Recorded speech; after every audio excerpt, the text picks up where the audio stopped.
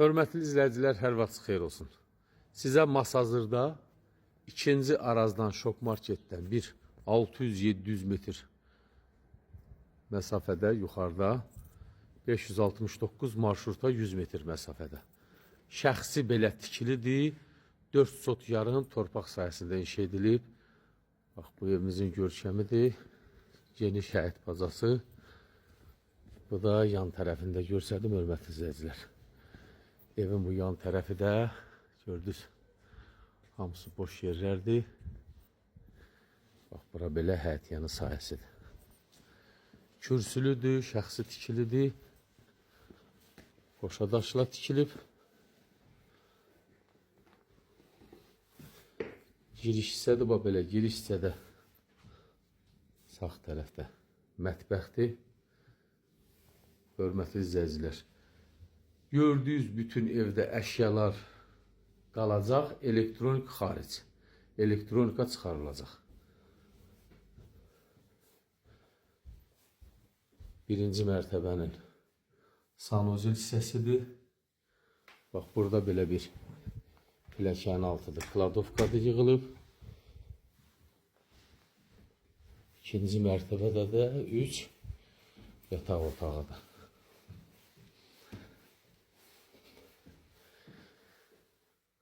Burada ikinci mərtəbədə burada bir geniş yataq otağıdır. Bu yataq otağının öz adlı sanuzil hissəsi var. Burada da belə bir şkaf da yığılıb.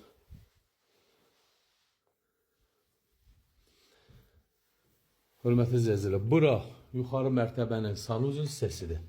Buranı burada ütü otağı kimi eləyiblər. Yəni, gələn bunu ütü otağı kimi də saxlaya bilərsiniz, əlavə yenə sanuzil otağı kimi istifadə edemiyorlar. Bura yenə bir yataq otağıdır. Bu yuxarı mərtəbədə olan kondisioner qalacaq. Burada da üçüncü bir yataq otağı.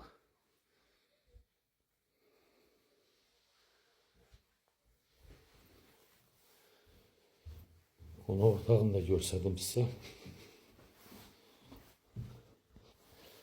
Bax, burada qonaq otağıdır, hörmətli izləyicilər.